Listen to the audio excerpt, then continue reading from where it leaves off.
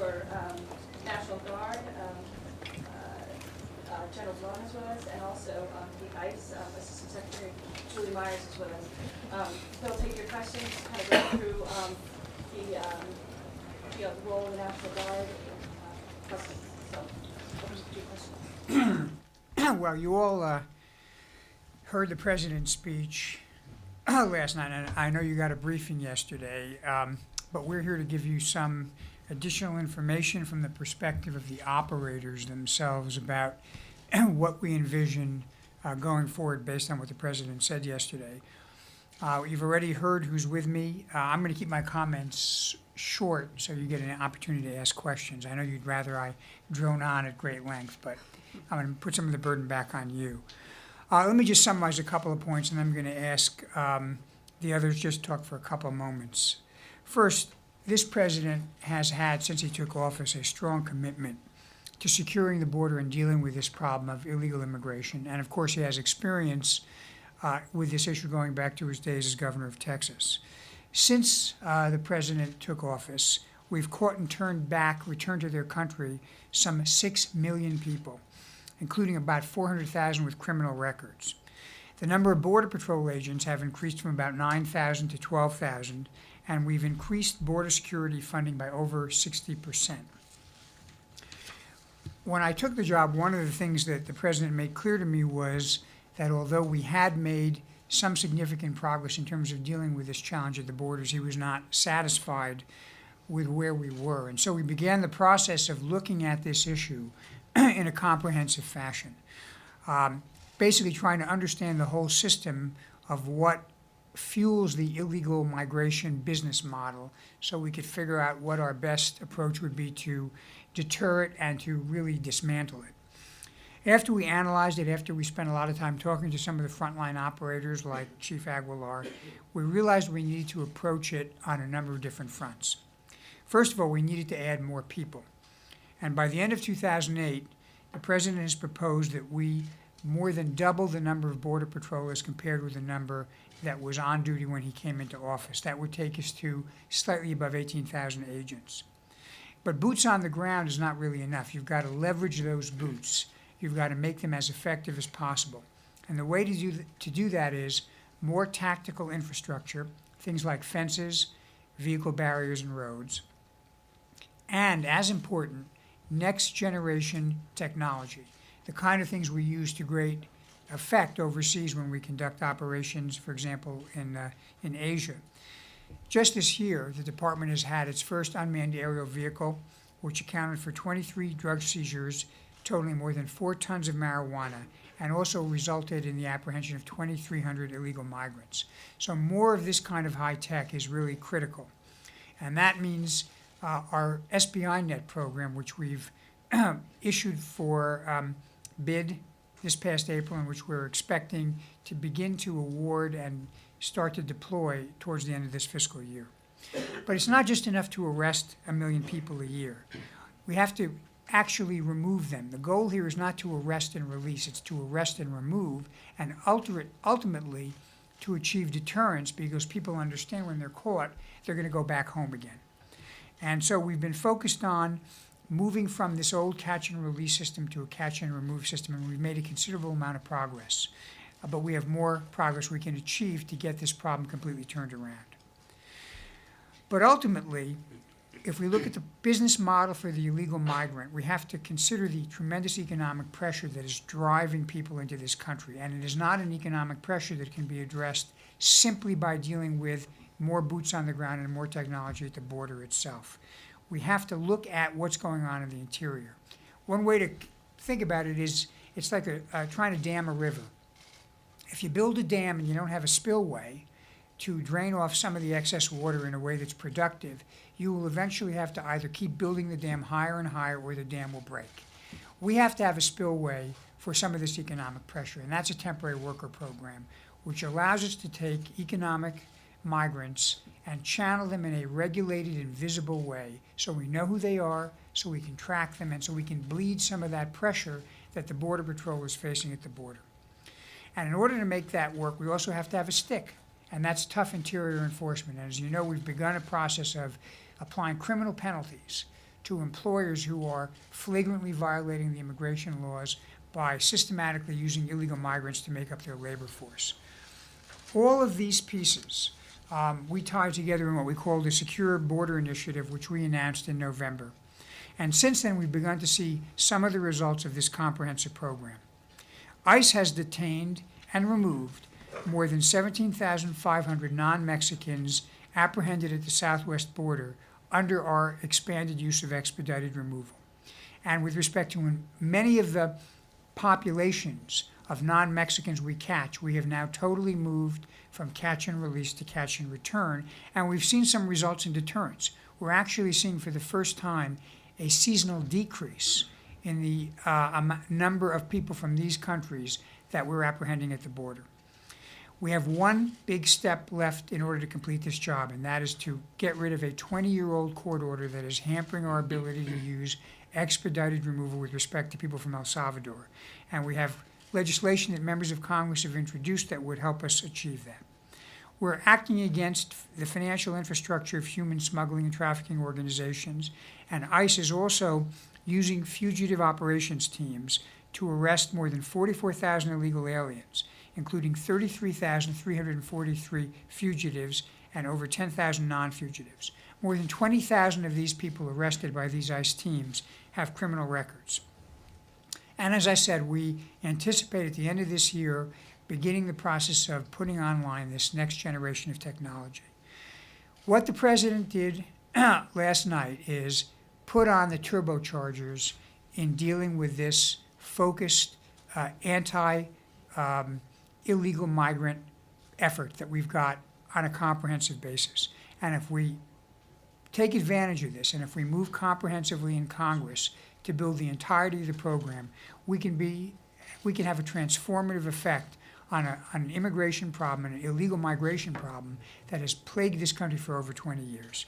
Now I'd like to turn to Paul McHale. Good morning. The task of maintaining the integrity of U.S. international borders is assigned to the Department of Homeland Security. The deployment of military forces along the southwest border will be in support of the Department of Homeland Security. The military forces, I think as you know, will be drawn largely from the National Guard. I'm joined today by Lieutenant General Blum, who is the Chief of the Guard Bureau, and all National Guard forces will be under the command and control of the governor, in whose state the forces are operating.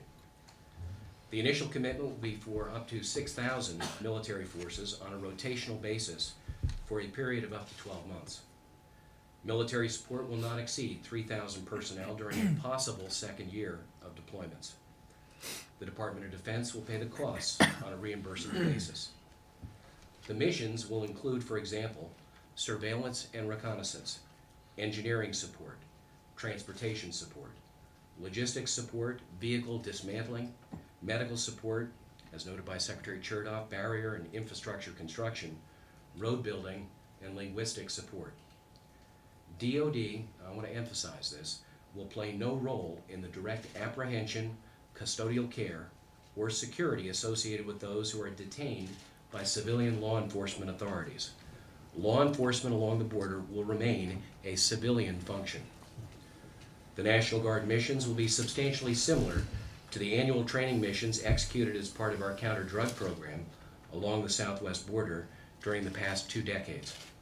The difference is that the size of the force and the commitment of resources will be far greater than anything we have done in the past. The missions assigned to our soldiers and airmen will be directly related to their military skills, normally associated with their warfighting and disaster response missions. In addition, DoD and DHS will use civilian contractors when appropriate. The National Guard deployments along the southwest border in support of DHS is an important but temporary bridge to improve civilian security capabilities. We will draw down our forces consistent with ongoing mission requirements. The men and women in the Department of Defense will work diligently and professionally to support the Department of Homeland Security, thereby improving our border security while providing excellent training to our soldiers and airmen. As I indicated, I'm joined this morning by Lieutenant General Blum. He really is the operator. He can bring you a much more focused perspective on the kinds of activities and missions likely to be assigned to our men and women in uniform. Let me turn to him at this point for some brief comments. Thanks, Secretary McHale. Good morning, ladies and gentlemen. As you know, the National Guard is superbly suited for this mission. We've been doing it for over 3 decades, just at a much smaller scale. The President and the Department of Homeland Security have asked for military support to a federal law enforcement effort along our border, and the Secretary of Defense, as Secretary McHale has outlined, has authorized this. We're trained, we're ready to do this, and we're able to do this. I think what you also need to know that your National Guard will not do this at the expense of its global mission that we're performing on a global war on terrorism around the world as part of the Army and the Air Force that we provide to the combatant commanders abroad. And we will certainly not do this in any manner that does not make us at least as prepared as we were for Hurricane Katrina last year. In fact, we have more troops available and more equipment and more experience this year than we did last year. So we are watching that very carefully. There are 3 glass balls we have to manage or juggle. One is the war on terrorism. One is response to natural disasters and terrorist events here at home. And we can certainly do what is being asked by our Commander-in-Chief with about 2% of my force structure. I think I'll end my comments there and wait questions. Chief? Good morning. As the Secretary stated, what this amounts to is, based on the announcement made by the President last night, this is going to be a tremendous enforcement support partnership. This is a partnership that we have had for over 20 years with the National Guard, counter-drug. We have done a tremendous job jointly in those past 20 years. We are now moving towards national security, border security. One of the most critical pieces that the National Guard will be bringing to border enforcement is the engineering support. As the Secretary stated, we have a need for personnel. We will be doubling by the end of fiscal or calendar year 08 the number of Border Patrol agents pre-9/11. Technology, which the Secretary spoke about through SBI Net, that will be commencing very quickly, and then the need for tactical infrastructure. That is where the expertise of the National Guard will bring some tremendous force multipliers. I brought with us some static displays that actually shows some of the bollard fencing that is in place that has been built by the actual National Guard, tactical infrastructure, and where it is needed. One of the things that you will notice is that the Border Patrol is operating in very rural areas of our nation right now. Those rural areas have a need for tactical infrastructure and technology. And again, I want to reiterate that the support partnership is critical here. Personnel enforcement will be done by Border Patrol, but the support for tactical infrastructure, engineering, and technology will be a tremendous force multiplier. Now, as we all know, border enforcement is but one piece of the comprehensive approach. The other piece relates to ICE and interior enforcement. For that, I'll pass it on to Assistant Secretary Myers.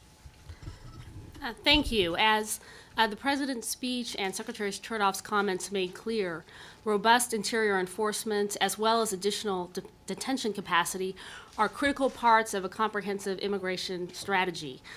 The additional 4,000 beds that we're proposing to use through the end of fiscal year 06 will greatly aid us in our efforts to end catch and release along the southwest border.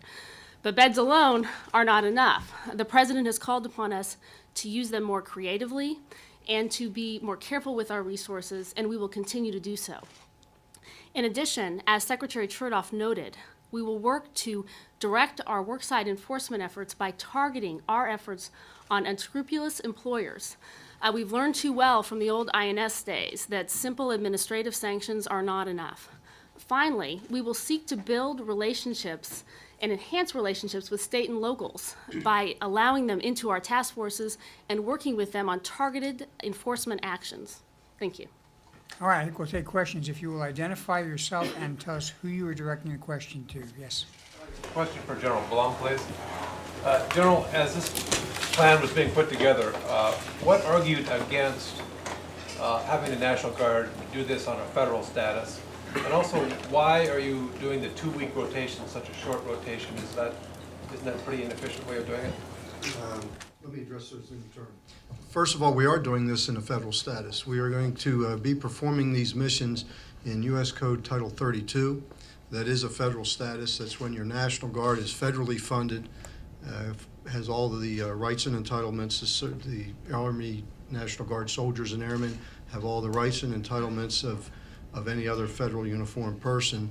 The only difference in Title 32, and it was selected for that code, is that the National Guard would remain under the control of the governors of the affected states, which everyone came to a conclusion was the best way to do it. The second part of your question is a little bit complex, but I think it bears examination. We routinely every year require each and every member to train for at least 15 days of annual training. That is a focused training period where we focus on their military specialty. So if they're a medic, they are practicing life-saving medical care. If they're a bulldozer operator or a heavy equipment operator, they're operating heavy equipment. Every year, Bob, we try to take their military specialty and apply it and leverage that training to get some operational goodness out of it. So in the past, some of these bollard fences that you see were actually built by National Guard engineers on 2-week rotations in their annual training period in Title 32, and they had some great success with this program for almost 25 years now. So the only thing that we're going to be doing different is we will be doing this in a much more comprehensive and focused manner on a much grander scale than we've done up to now. And this will hopefully set the conditions for the Customs and Border Patrol law enforcement agencies to do an even more effective job than they're able to do now because of the lack of infrastructure or the lack of medical support or the lack of communication support or the lack of some aviation assets or surveillance platforms or sensors or the lack of some additional support personnel to help them. Now, it is very important to note that Chief Aguilar and the Border Patrol and the Customs agents are not going to be meeting new strangers every 2 weeks. There will be a continuity force that will be in there for the duration, and they will come out of the affected states as well. So, How many is that? How many? well, as many as we need, but the leadership and the normal continuity people will be there for basically the duration of the operation, at least long term. The people whose faces and names will change every 2 or 3 weeks, and we're looking at a 3-week rotation for this, for those that come from outside the affected states, because people will be traveling from across the country, so they'll have to require some travel time.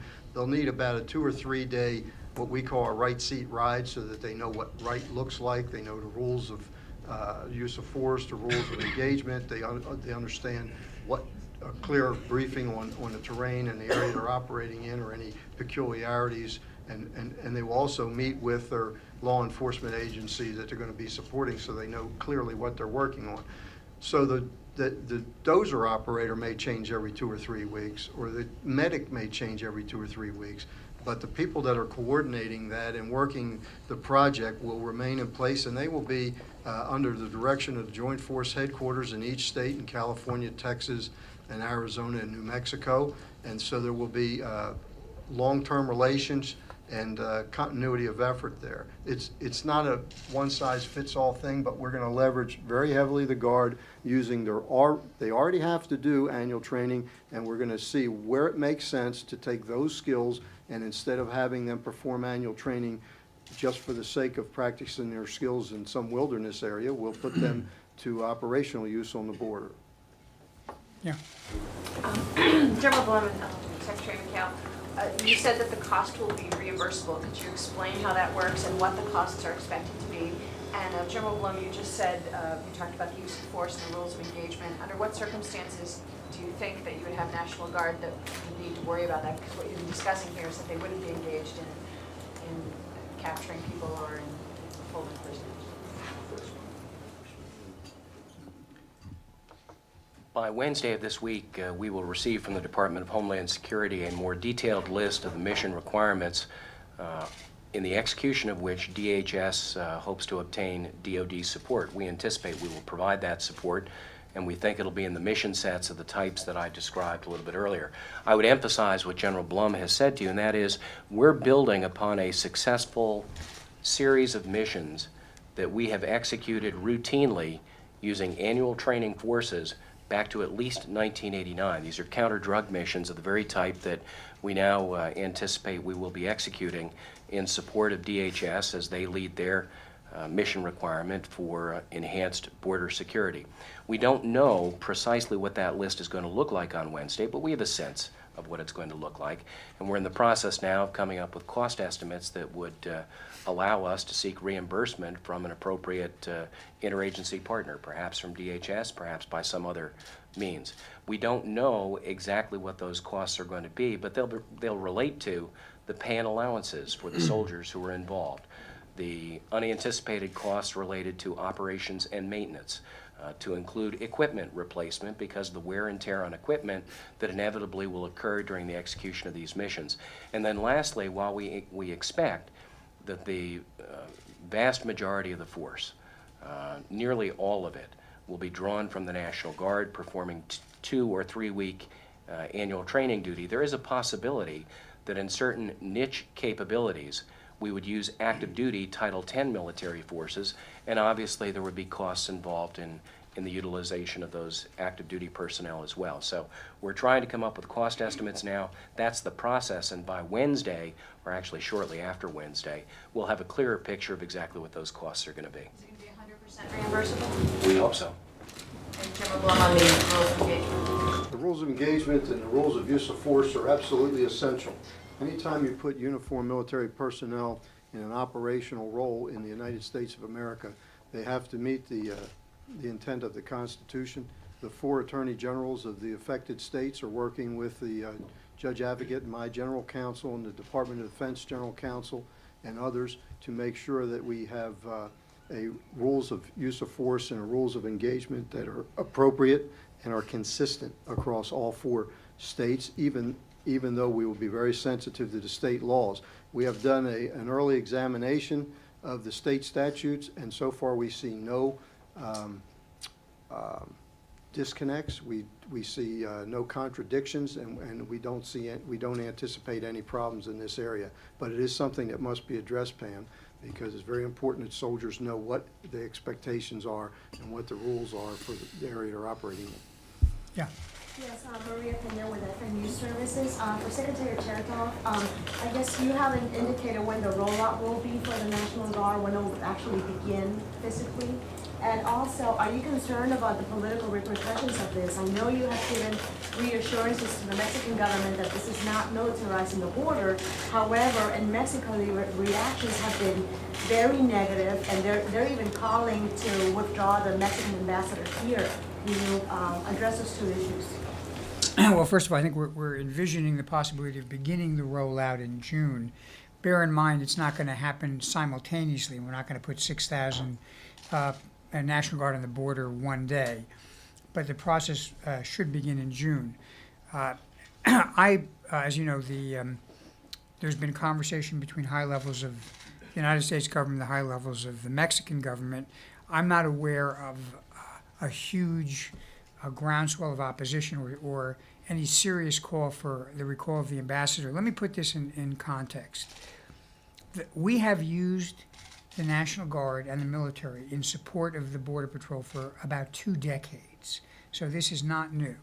In fact, there are constantly joint discussions and joint reviews undertaken on both sides of the border, including military elements on both sides of the border. And the Mexican military, from time to time, acts in support of the Mexican police. So I don't think what we're doing here is a departure in kind from things that we've done previously. Both countries, I think, have an interest in maintaining security on both sides of the border. And obviously, you can always find a few people who are going to speak in extreme tones, but I think anybody who looks at what we're doing in terms of what the reality is, in terms of what the history is, will see that it is no threat to what has been an increasingly cooperative and friendly relationship on these matters in both countries. Let me add to that, if I might. For those of you that may not know, for about 2 decades, we've had a Southwest Border Conference, Border States Conference. Those states are not just the United States of America. It's not just Texas and Arizona and New Mexico and California. It's also the northern border states of Mexico. And one of the reasons the National Guard was selected in chosen for this is because we have a long-standing relationship with many of the National Guardsmen in Texas and New Mexico and Arizona and California, with many of the military members and the civic leaders and the governors that are in Mexico.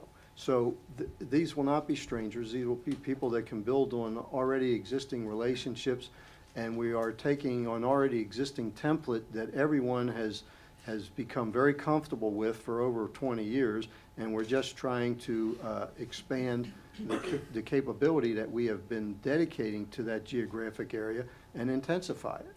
So this is I don't want to say it's business as usual, but it's more business, but it's usual business done at a little bit more expanded pace. As of yesterday, we had approximately 400 National Guardsmen engaged in exactly these kinds of missions in support of the traditional counter-drug program along the southwest border.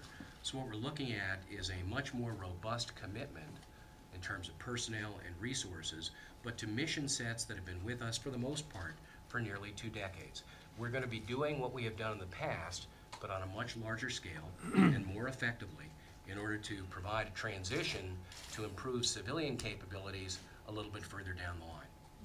Well, one of the things that I think needs to be mentioned to that question, Mr. Secretary, if you don't mind, is that I think that the efforts that are going to be accelerated are going to impact very negatively on one group that we don't ever talk about, and that's the criminal organizations that are literally operating, in some cases, with impunity. This tactical infrastructure, the engineering, the force multiplication effort is going to help in negatively impacting on those criminal organizations that today are causing deaths of Mexicans, that are causing danger to both populations on both sides of the river in the U.S. and in Mexico. That is what's critical to understand here also, managing the border, bringing control to the border, and border security. Mr. Secretary, in the case of Mr. McHale, I understand the Secretary of Defense for Mexico was recently here. Did you talk to him about this, and did you get any commitment of the Mexican military maybe to support in their side to their law enforcement agencies in order to provide better security on the border? There was some discussion with General Vega on the proposal that has now been announced by the President of the United States, but that information was provided to General Vega solely that he would be informed as to what it was we would likely do, why we would be doing it, and an emphasis upon the mutual interest that Mexico and the United States has in maintaining the integrity of our common border. There was no discussion of joint activities. There was no request for an integration of those activities on either side of the border. We simply provided to General Vega as a courtesy a preliminary review of the mission as it was evolving. Yeah. Go back to General Blum for a second. I think we're all trying to picture sort of the logistics of this. How big are sort of the individual unit sizes that will be moving 3 weeks at a time? And I mean, again, I think we're getting a picture that the airports down there are going to be pretty busy, where every 2 or 3 weeks a new batch of X number of people coming in and going out. You don't seem concerned about that as a problem, but it does seem sort of just logistically enormously complicated. Why not just, mobilize a unit for 6 months and send them down there like you would to Iraq? Well, that's certainly an option, and if we find that that's the best option available to us, if the state of Arizona or California or Texas or New Mexico decide to do that with one of their units, we'll entertain that. But here's the delicate balance we're trying to maintain. We're talking about a citizen soldier force. We're talking about people that have jobs, people that have families, and we're trying to balance that. We're trying to not interrupt the normal op tempo or their activity level that they would reasonably expect. The only thing that we're really going to do is change the location of where they were going to do their training. And as far as airports being overloaded, I don't think so. And many of these people will actually drive there or be bused in there, probably by commercial buses. The intent early is to determine what equipment will be needed to support this mission, put it in place and leave it, and not rotate the equipment to number one, make sure the equipment is in place on time and we have no gaps in the capabilities that we're able to deliver. Secondly, it reduces the cost of moving that equipment back and forth over the country. So we'll put a maintenance package in there, and we'll rotate the people on a set of equipment that is determined to be the equipment necessary to support the mission at hand. I hope that answers the question. Just a question about how big are the units we're talking about? The units that we generally do are modular size units, which they're roughly 100-man units, but some could be as high as a 500-man unit. It depends on what capability. It depends on what capability the Chief Aguilar needs for us to support. For instance, if it's an engineer unit, it could be an engineer company. That's about 100 people. It could be an engineer battalion. That could be about 500 people. It could, in fact, be a brigade, which could be 2,500 or 3,000 people. We'll have to look at what they want us to do over what timeline, and then having 3,500 people there, and you can only get 200 of them on the equipment at a time, doesn't argue very well for bringing a big group in. It actually argues for exactly what I'm talking about, a rotational force. Let me give you something that I think you can all relate to. If you were building a home project and you called a contractor in, you want to see that same foreman, and you want to see the same contractor, and you want to see the same design person all the time. But if they rotate of different painters or different plasterers or different bricklayers or cement finishers or roofers, you don't care, as long as the quality of the work is done and the intent is met, and that your contract is met. And I think that's the same way we're going to approach this particular mission. If I could ask a Border Patrol question. I'm with the Watertown Daily Times in New York. I'm not entirely clear on how you can beef up the southern border by the numbers that you're talking about without impacting what you're doing on the northern border, where you're also under pressure to add people on. And if I understand correctly, no one starts at the northern border until they've already worked at the southern border. So how do you balance those two things and meet the demands on the northern border? Well, one of the things that we must not forget is that we have been adding resources into the Border Patrol organization as a whole over the last 4 or 5 years. By doing that, we have in fact been augmenting the northern border. By augmenting and enhancing our capabilities on the southern border, that actually allows us to continue enhancing the northern border from the southern.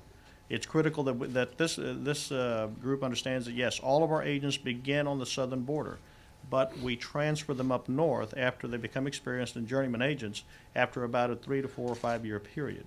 So by enhancing and accelerating our capabilities on the southern border, that will also indirectly equip us and enhance our capabilities to go north even faster. Do you have any early estimate on what percentage of the personnel you will need is already in these 4 states, and what percentage will be coming from elsewhere? California has about 15,000 available troops this morning. The other states, Texas, about 15,000 available today because they have a brigade in Iraq. So they still have 15,000. It's one of our larger National Guards. New Mexico is smaller, and Arizona is somewhere about 8,000. They all have over 90% of, except for Texas right now, has over 90% of their force available for them. Many of these states have asked for the option to try to do it with their own people for as much as they're able to do, and at least in the early stages of this, and not bring in outside elements until later. We're going to accommodate that kind of flexibility. Texas absolutely is going to have to carefully look at its force structure because it's very prone to hurricane season and has to be able to respond to that as well as this mission simultaneously. So we'll take appropriate forces with the right capabilities to put them in, and that's the genius, in my view, of having each state develop their own state plan in concert to support this effort. Is the hope that to a large percent you'll be able to do this with forces already in those states and not have to move people from elsewhere? Yes, sir. That is the expectations and the desires of the adjutants general of those 4 states that I've talked to as recently as yesterday, and that's what they will try to do to the extent they can. They may not have all of the capabilities that are required to be able to sustain it over the duration of this mission, and they may have to go externally to get them. But if they can do it from their own citizen soldiers and airmen from their own state, that's preferable. Secretary, I'm curious, this plan seems to rely on cooperation of governors. That might even be putting it lightly. Yet, a lot of the, few of the governors, or 3 out of the 4, I think, said that they definitely weren't very closely consulted. So, have the talks at least been on a staff level, and do you expect the governors to go along with this? I know General Blum indicated he'd spoken to the adjutants general. I spoke to the governors yesterday. One of the things I'd emphasize is we have done this for years. So the idea of bringing National Guard in to support Border Patrol is not new. Governors are used to this. A number of the governors have asked for this over time. We obviously will consult with them to make sure that we are not in any way disrupting or impeding their ability to use the National Guard for other purposes, including, if necessary, for disaster relief. So this is not a new mandate that's not been pressed upon the states. Rather, it is an amplification of something that we've got a lot of experience in.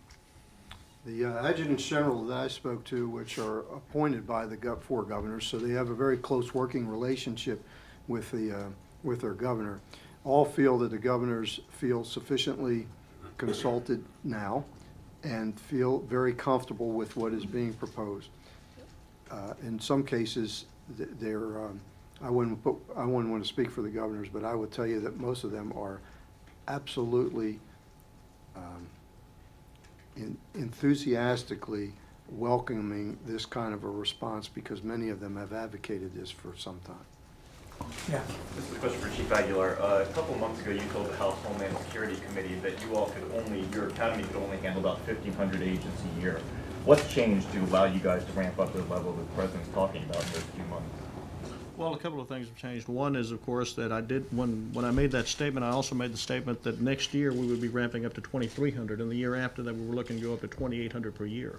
As a part of the funding that we're looking at, we are getting money to basically build onto our academy. So the capacity that we're looking to build over the next 2.5 years will be such it will accommodate our growth to the 9,000 agents, or the 18,000 agents by the calendar year 08. And what will be the maximum number that you envision yearly when you're up The there? flow through at the academy that we will require and we will have capability for will be about 4,500 through the academy to net the numbers that we need. The net, of course, is 3,000 in the second year of this effort. I was fortunate enough to spend some time along the southern border just a few weeks ago, and speaking to some of the border agents there, they say that they see the same people over and over again, that they're bussed back, say for instance to Mexico, and then they return just a few days later. How will the presence of the Guard make any difference in deterring these people from coming and just to return again? Yeah, there's a couple of elements to that. Let me break it into 2 groups. There are people who come from outside of Mexico. To the extent we can get those people back to their home countries, I think it's much harder for them to make their way back. The problem of recidivism is a problem largely with people from Mexico, and particularly people who are dropped off really on the other side of the border. There are a couple of ways we can respond to that. One is we want to encourage increased interior repatriation. That allows us, with the permission of the Mexican government, to get people who are willing to do so to be returned back to the interior, and that breaks the connection with the gangs. But at the end of the day, what's going to work with deterrence is convincing these people that they will be caught again and again and again. And that will also affect the business model of the coyotes who bring them across.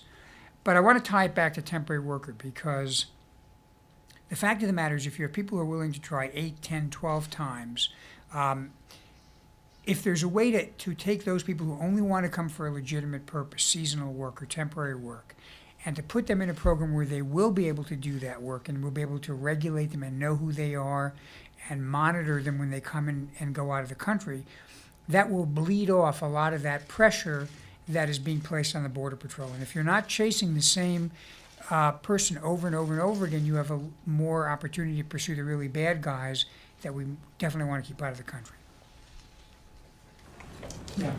Secretary Chief Aguilar, you talk about a long-term solution being the technology, but programs like ISIS or America's Shield, identity card programs, verification systems, have cost, hundreds of millions or billions of dollars in the last few years without clear results. Why should the public or Congress think that this time is any different and will work? That's a really good question, meaning it's a question I'm looking forward to answering. I actually went back when we talked about doing this and looked at some of the IG reports on the prior programs. And we've designed this procurement to be what we call an integrated procurement, meaning we're not just going to say, oh, this looks like some neat stuff, let's buy it and then put it on the border. Rather, we're going to say to the integrator who makes a successful proposal, here's what we have by way of resources, here's what the challenge is, here's what the strategy is, talk to the operators. Then you have to look at putting together an integrated technology package using all the kinds of equipment that's out there that you can choose from. Pick the best equipment, but it has to be presented to us as something that will be fully integrated with the operators.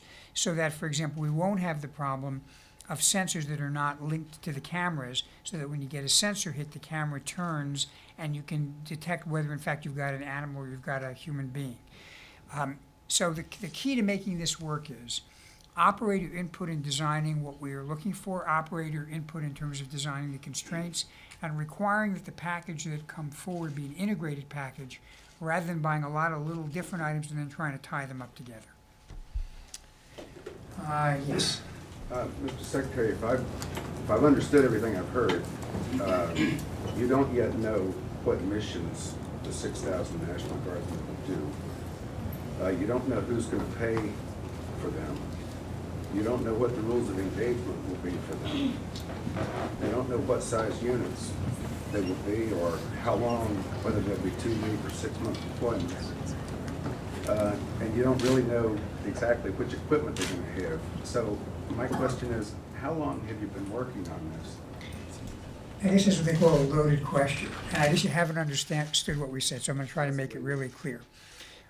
We know that general set of mission assignments they will be required to perform.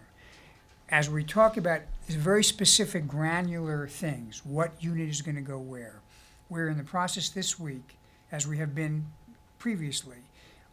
We have a whole set of mission assignments we know we want to get performed, let's say, for the course of the year. We are now looking at those mission sets and saying, what do we want to start with? We're identifying those mission sets. Once we have those mission sets, it might be construct some tactical infrastructure. It might be run aerial surveillance missions. It might be run ground surveillance missions. We will go to the National Guard. They will take the mission sets. They will look at their menu of capabilities and they will match the capabilities to the mission sets and they will deploy the units. Now, it is true that sitting here right now, I do not have in my head every single mission set. The chief might have it, but for reasons that are self-evident, I'm not going to tell him to announce to the world exactly what they're going to be. But there is a total compilation of missions we need. We know the different types of missions. There are capabilities to match those missions. The National Guard Bureau has a list of the units, and this is simply the mechanical process of matching up the mission sets and the units and then beginning to deploy them starting in June. I don't know if Paul or... We're building upon past success, and we are reinforcing that success with a much greater number of personnel and a more robust commitment of resources. Gentleman back there, I think you said from Watertown, talked about the northern border. We engaged in precisely this kind of activity last year during Operation Winter Freeze along the northern border. We don't know how many helicopters we're going to put up, but we know to a near certainty that we'll have helicopters deployed with aviation-based reconnaissance capabilities so we can watch illegal movement across the border and report that movement to our partners in Customs and Border Protection. We don't know where we will place sensors to detect illegal movement, but it's almost a certainty that we will have sensors in place to detect such movement.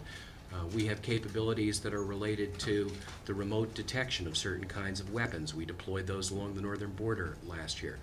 We don't know how many barriers or roads we're going to build, but clearly we will be putting new barriers in place, and clearly we will be building new roads to ease the movement of Customs and Border Protection along some of the more remote areas. So your question, sir, is a fair one. We don't have the details of the mission sets, but based on past experience like Operation Winter Freeze and 20 years of experience in the counter-drug program, we've got a pretty clear picture in a general sense of the kinds of missions we'll be executing. Well, what I'm really trying to understand is this a well thought out plan or is Yes, sir, it is. just been I mean, I would say we have in quite exquisite detail what we know, for example, we want to build in terms of infrastructure, where we want to run surveillance missions. I mean, and this is not something that was necessarily developed just for this. We know it in general. I think the chief can speak about this as well. So, and all that remains to be done is to prioritize them and match them up with the particular capabilities. This is clearly a well-thought-out plan in that it builds on a time-proven, successful model that has demonstrated results for 2.5 decades. So all we're taking now is taking that prototype and giving it the resources and the attention that it has never gotten before. Yes.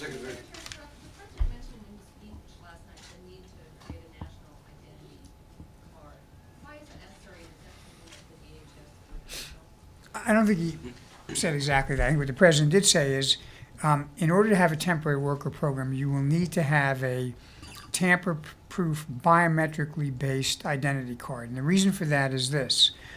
You need to give a couple reasons. You need to give employers a convenient and easy way to verify the legal status of people that they're going to employ.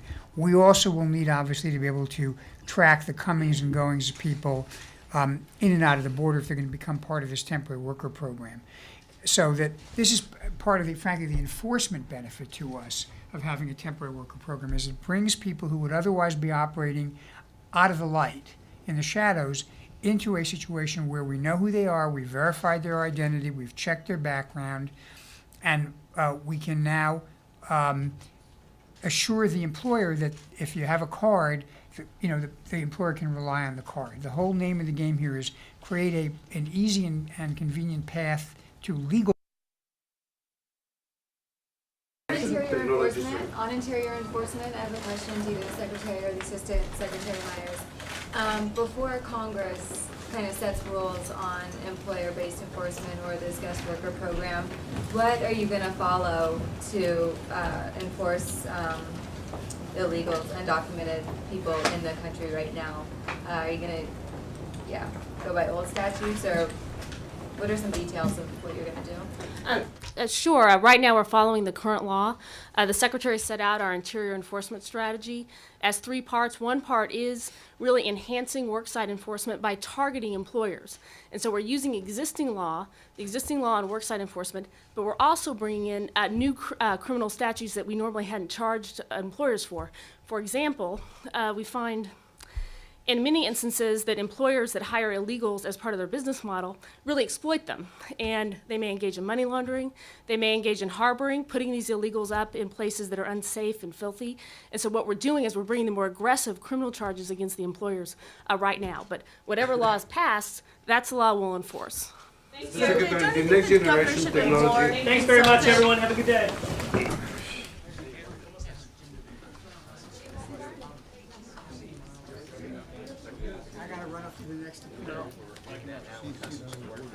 We're actually looking at individual sectors and specific lengths of roadway that might be